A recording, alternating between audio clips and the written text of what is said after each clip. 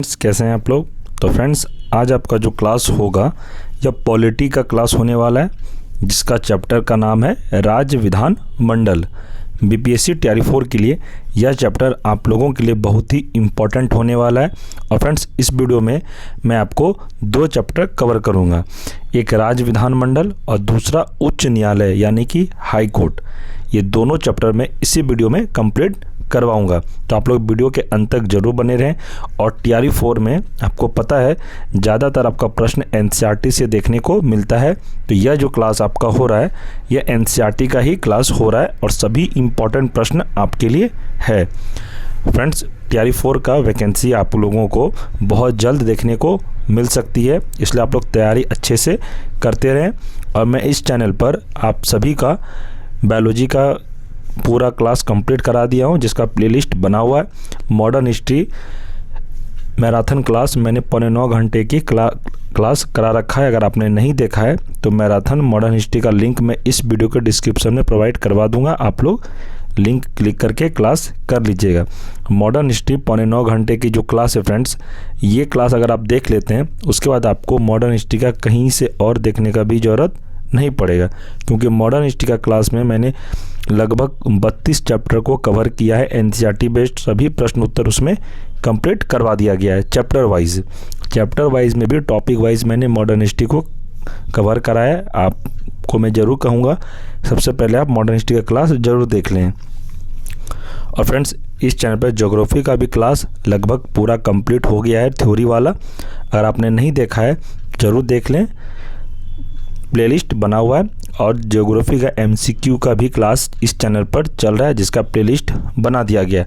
आप लोग प्लेलिस्ट ज़रूर चेक करिए, सभी सब्जेक्ट का क्लास लगभग चल रहा है और कंप्लीट भी बहुत सारा हो चुका है।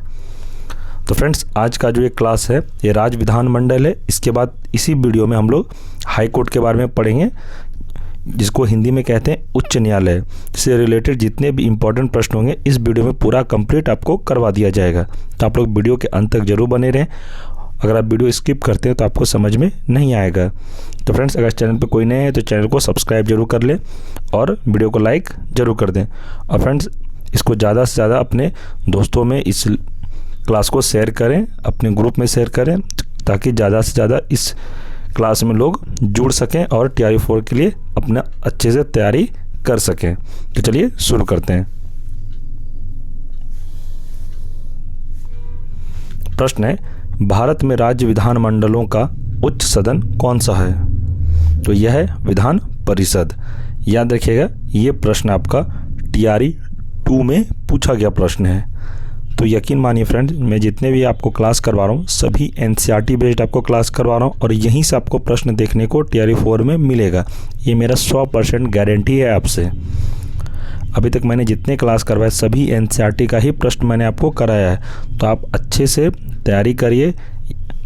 और मैं जितना आपको कंटेंट दे रहा हूँ, पीडीएफ नोट्स प्रोवाइड करवा रहा हूँ, सभी आपके लिए इम्पॉर्टेंट है। बस इतना ही पढ़ लीजिए, आपका टीआरई 4 में एक सेट कन्फर्म हो जाएगा। चलिए नेक्स्ट प्रश्न देखते हैं। राज्य के वित्तीय लेखों पर कौन नियंत्रण रखता है?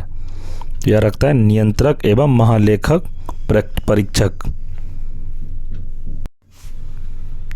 इंपॉर्टेंट पॉइंट है कि राज्य में उच्च सदन की स्थापना या समाप्ति संबंधित राज्य की विधानसभा द्वारा पूर्ण बहुमत से पारित प्रस्ताव और संसद द्वारा साधारण बहुमत से पारित प्रस्ताव के द्वारा की जाती है।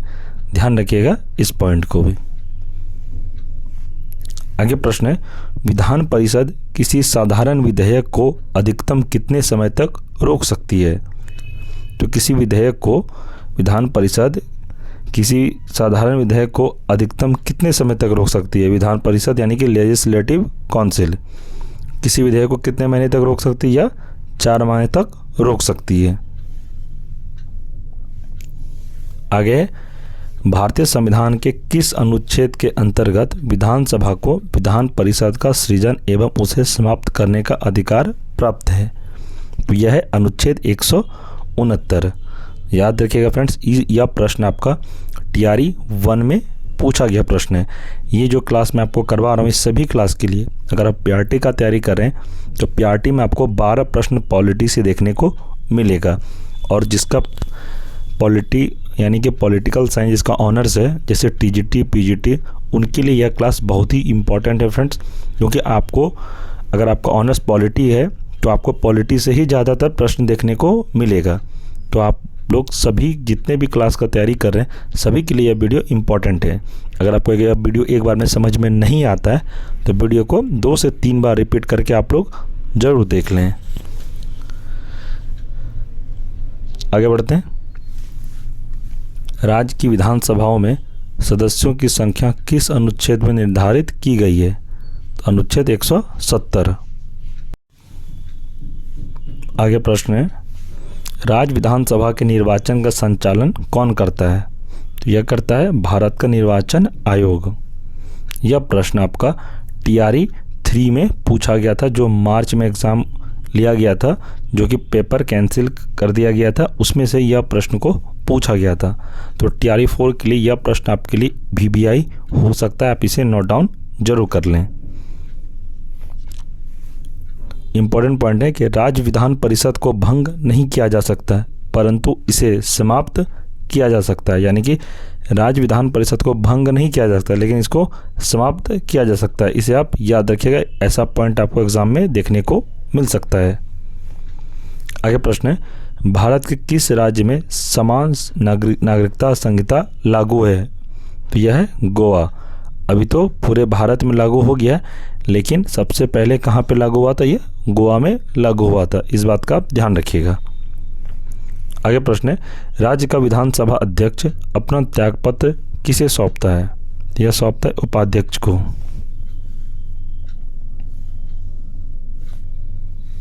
आगे प्रश्न है, विधानसभा के सदस्यों की निरर्हता से संबंधित प्रश्न पर अंतिम निर्णय किसके द्वारा लिया जाता है? तो लिया जाता है राज्यपाल द्वारा।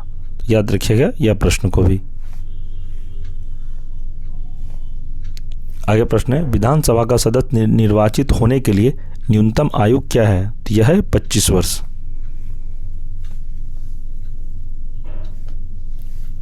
इंपॉर्टेंट पॉइंट है कि विधानसभा के विघटन के पश्चात उसका अध्यक्ष अधिकतम 6 माह समय तक अपने पद पर बना रह सकता है। इसे आप ध्यान रखिएगा। आगे प्रश्न है, राज्य सरकार के मंत्रियों के वेतन एवं भत्तों का निर्धारण किसके द्वारा किया जाता है? और ये किया जाता है राज्य विधानसभा द्वारा। आगे प्रश्न है, वर्ष 1956 में कितने पुनर्गठित राज्यों में द्विसदनीय विधानमंडल थे? तो यह थे 5। VBI हो सकता है आपके लिए। यह प्रश्न आप लोग नोट डाउन जरूर कर लें। आगे प्रश्न है, प्रथम महिला मुख्यमंत्री भारत के किस राज्य में बनी थी? तो यह बनी थी उत्तर प्रदेश। उत्तर प्रदेश की राजधानी कहाँ है? आप लोग को तो पता है, तो यह लखनऊ है।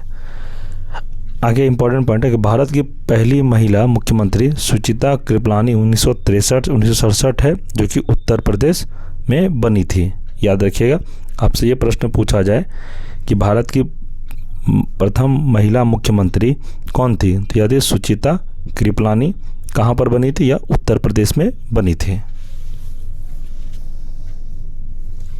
तो फ्रेंड्स, राज्य विधानमंडल से रिलेटेड जितने भी इम्पोर्टेंट प्रश्न थे कंप्लीट हो गया। आप लोग नेक्स्ट चैप्टर की ओर चलेंगे, जो चैप्टर का नाम है उच्च न्यायालय।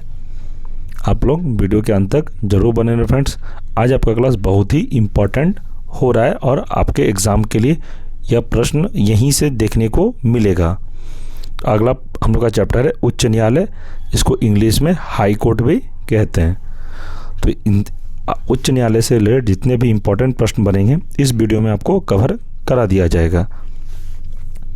तो चलिए, प्रश्न है, अंडमान एवं निकोबार द्वीप समूह किस उच्च न्यायालय के क्षेत्राधिकार के अंतर्गत आते हैं? तो यह आते हैं कलकत्ता उच्च न्यायालय के अंतर्गत आते हैं।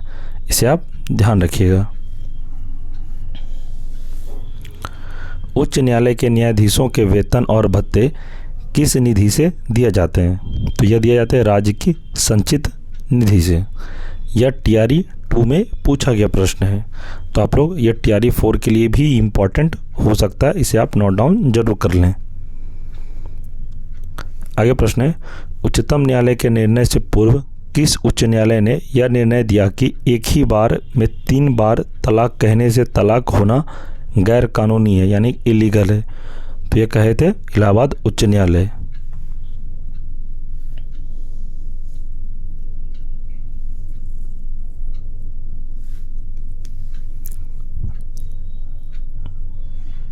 अगर यह है न्यायाधीशों को हटाने की प्रक्रिया में 3 सदस्यीय समिति। आगे है इसमें कि भारत के मुख्य न्यायाधीश, सीजेआई या उच्चतम न्यायालय का कोई अन्य वरिष्ठ न्यायाधीश। इसमें हटाने की प्रक्रिया में है कि न्यायाधीशों को हटाने की प्रक्रिया में 3 सदस्यीय समिति होता है, जिसमें से पहला है भारत के मुख्य न्यायाधीश या उच्चतम न्यायालय का कोई अन्य वरिष्ठ न्यायाधीश।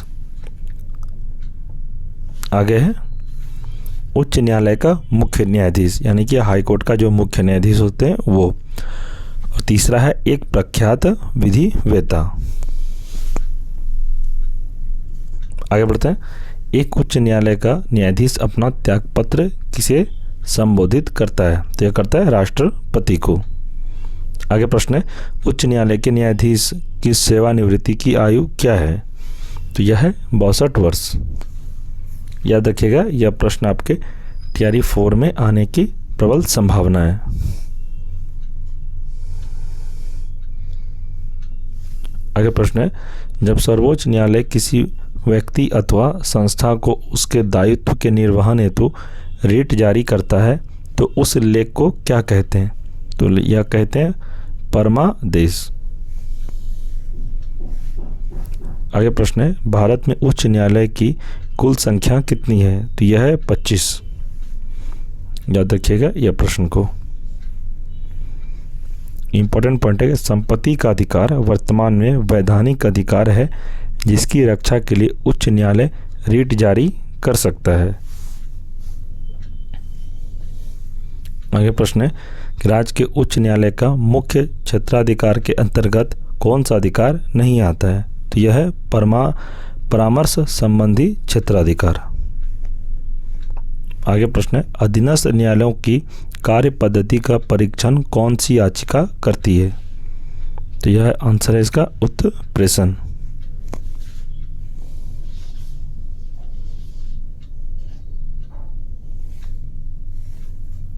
इम्पोर्टेंट पॉइंट है कि मूल अधिकारों का संरक्षण उच्च न्यायालय और उच्चतम न्यायालय दोनों की अधिकारिता में आता है। आगे प्रश्न है भारत के संविधान के अनुसार जिला न्यायाधीश के अंतर्गत कौन सम्मिलित नहीं होता है? तो यह है अधिकरण न्यायाधीश।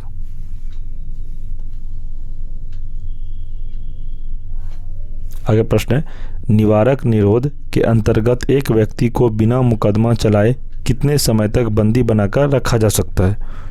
तो यह हो जाएगा 3 माह तक।